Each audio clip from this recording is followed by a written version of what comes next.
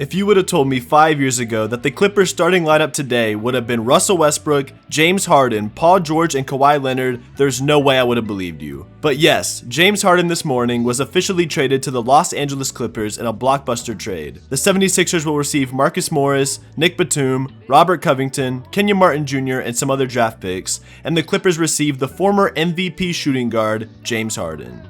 Harden has been wanting to be traded for a while now, and this is now the third time in a row he has made his team trade him by missing games and practices, stirring up drama, and speaking out negatively towards the team's front office. This is not new James Harden behavior, but because of what he's done on the Rockets and the Nets and now the 76ers, this is officially James Harden's last chance. And I don't mean this is Harden's last chance to win a ring, this may be his last chance at even playing for a contending team or a team at all. James Harden is not the player he once was. This is not the 40 points a night MVP Harden we once knew and loved. He is much less productive than he was in his prime, and he's become a much more problematic player for teams. There's a lot of different angles and ways you can look at this trade, obviously the biggest being what this means for the Clippers this year. And like I said at the beginning of this video, ideally a team of Westbrook, Harden, Paul George, and Kawhi Leonard are easy contenders. But this Clippers team is notorious for having a really good team and then everything going wrong for them when it comes playoff time. I'm talking all the way back to the Lob City Clippers, back when Chris Paul, Blake Griffin, and DeAndre Jordan were leading that team. It really seemed like they should have been able to win, but they never did. And we thought the same originally when Kawhi and Paul George joined the team after Kawhi went on his historic 2019 playoff run, and Paul George was coming off a solid season with the Thunder. That duo just seemed too good to lose, but they did. And the Battle of LA that the NBA promoted and hyped up never happened.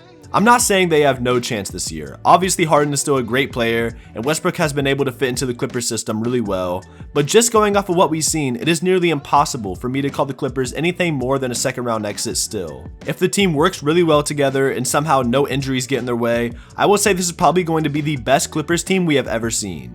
And with how good the Lakers are this season as well, this is the closest we've been since 2021 to actually getting the Battle of LA. For the culture and for NBA fans, we need this Clippers versus Lakers playoff series, but again with how the Clippers disappoint us every year, I wouldn't get your hopes up too high. And then there's the 76ers. Say what you want about this team or about Embiid, but man, this team has been through some rough times these past few years. Dealing with the Ben Simmons situation for as long as they did, and now dealing with nearly the same situation with James Harden. Switching coaches and management all the time, this team has just been through a lot. And as much as people hate on Embiid, the loyalty that he has shown the 76ers is something that sadly gets swept under the rug. We've seen players like Giannis and LeBron and plenty of other star players complain about their situation publicly or just straight up leave the team. But Joel Embiid has stood in the fire for years now, and it's rare you really hear him complain or threaten to leave like most other star players would.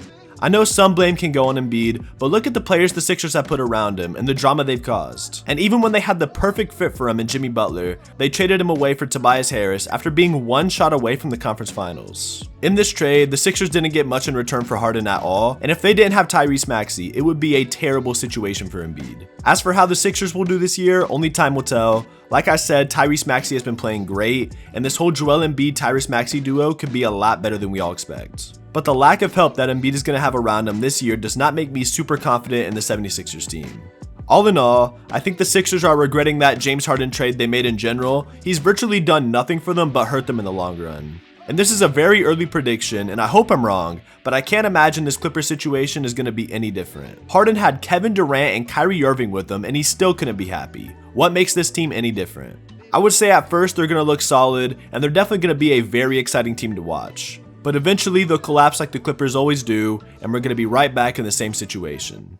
I want to see this team succeed and stay healthy, and James Harden not cause a bunch of problems for the 4th time in a row, but sometimes the truth isn't what we all want to hear.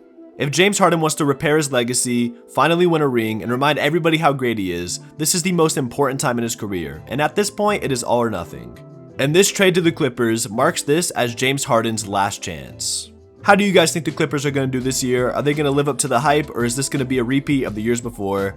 Let me know what you all think in the comments below, but that's all I've got for today. Thank you all for watching, and with that being said, I'm out of here, and I'll see you on the next one.